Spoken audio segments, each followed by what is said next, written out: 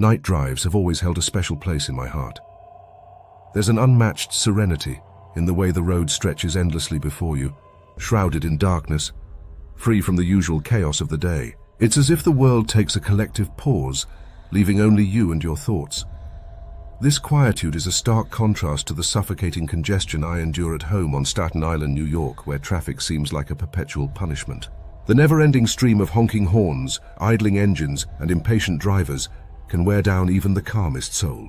My brother, who resides in Georgia, often calls me to visit, and while flying would certainly be faster, it comes with its own constraints. A longer stay means I need the independence of my car to navigate. And so, despite the daunting 16-hour drive that stretches across several states, I opt for the road trip. There's a strategic advantage, though. Leaving in the dead of night allows me to bypass the usual bottlenecks of the Northeast, turning a potentially frustrating experience into one of personal freedom. This particular journey began on a crisp Thursday morning. The clock read 2 a.m. as I sipped my first coffee of the day and loaded up my car for the long trek ahead. The air was cold enough to fog the windows, a biting reminder of the season. By 3:30 a.m., I had successfully escaped the clutches of New York's infamous traffic and was cruising through New Jersey. The highway stretched before me, barren and silent, an expanse of asphalt illuminated only by the faint glow of my headlights. The quiet was oddly comforting, yet carried an undeniable eeriness, as if the world around me had disappeared entirely. The occasional passing vehicle was a fleeting reminder of humanity, a brief connection that vanished as quickly as it appeared. By 4 a.m., my stomach began to remind me of the early hour and the lack of breakfast. The pangs of hunger grew insistent, and I scanned the roadside for any signs of food. A glowing sign promising a Wendy's caught my eye, and I decided to make a quick stop. It wasn't exactly a gourmet option, but it was dependable, and at that moment, that's all I needed. Exiting the interstate, I found myself entering a realm of darkness. The side roads were devoid of streetlights, leaving the landscape to be consumed by shadows. It felt as though I had ventured into a void, a place where civilization had momentarily ceased to exist. My headlights sliced through the inky blackness, revealing little more than barren trees and a rough, winding road. When I finally arrived at the Wendy's parking lot, the scene was no less desolate. A single car was parked near the edge of the lot, its silhouette barely visible against the tree line. The drive-through menu glowed faintly, a lone beacon in the otherwise pitch-black surroundings. Pulling up to the intercom, I waited, expecting to hear the crackle of a voice taking my order. Instead, there was nothing but silence. I shifted in my seat, growing increasingly confused. Surely, with the menu lit and the parking lot accessible, the restaurant should have been open. After a minute of waiting, I pulled out my phone and checked the hours online, only to discover the place wouldn't open until 6 a.m.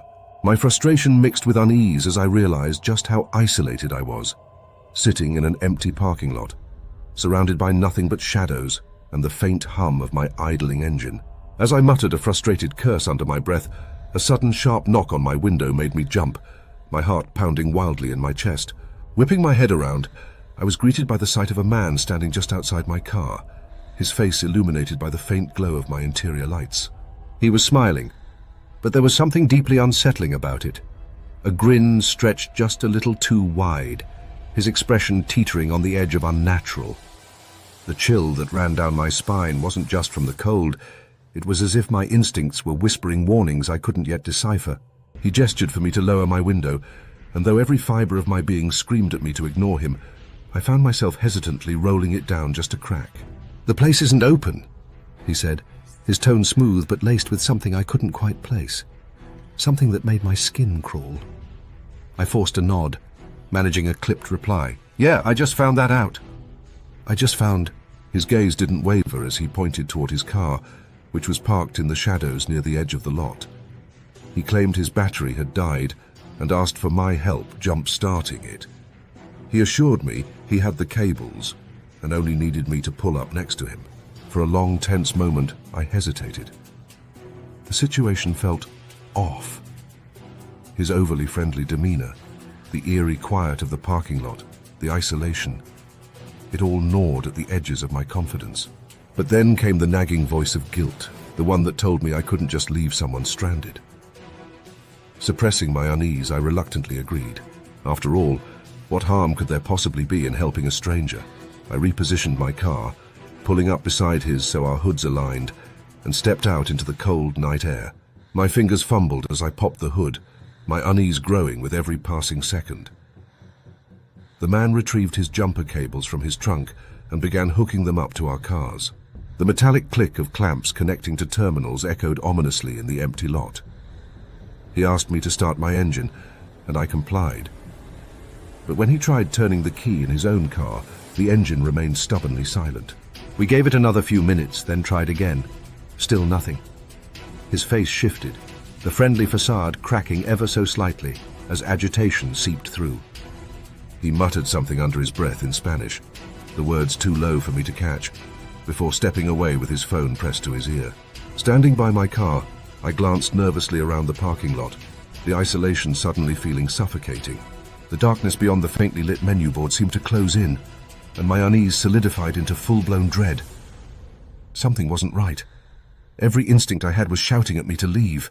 Just as I began convincing myself to disconnect the cables and drive off, the silence of the night was shattered by a deafening roar. Engines. 2 of them. The growl of pickup trucks echoed across the lot as they barreled in from opposite sides of the building, their headlights piercing through the shadows like predators' eyes. My breath hitched as I realized they were boxing me in, their heavy tires grinding to a halt, trapping my car between them.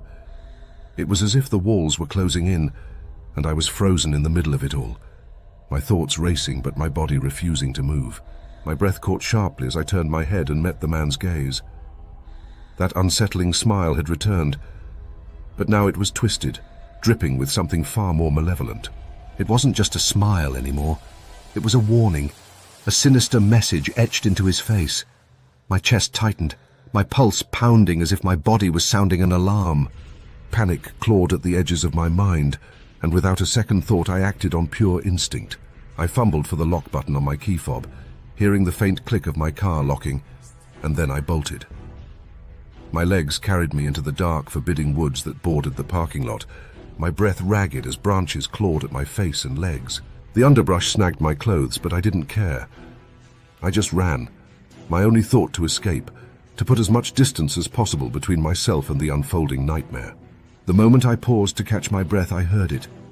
The sound that turned my blood to ice.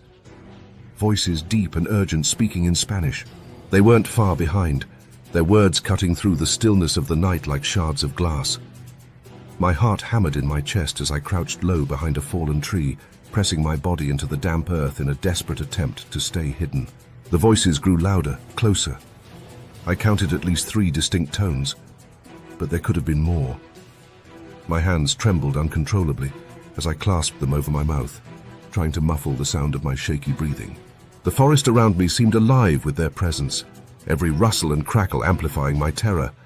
And then, just as it felt like they were right on top of me, the voices began to fade. Slowly, almost reluctantly, they retreated, the men's footsteps crunching softly as they moved back toward the parking lot. Relief washed over me in a wave so intense I almost collapsed, but it lasted only seconds. In the distance, the shrill, piercing wail of my car alarm shattered the fragile silence.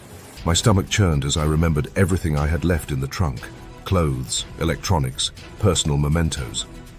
For a moment I froze, torn between fear and duty. Then, summoning every ounce of courage I had left, I crept cautiously back toward the edge of the woods. Crouching low, I peeked through the foliage, the pounding in my ears almost drowning out the alarm.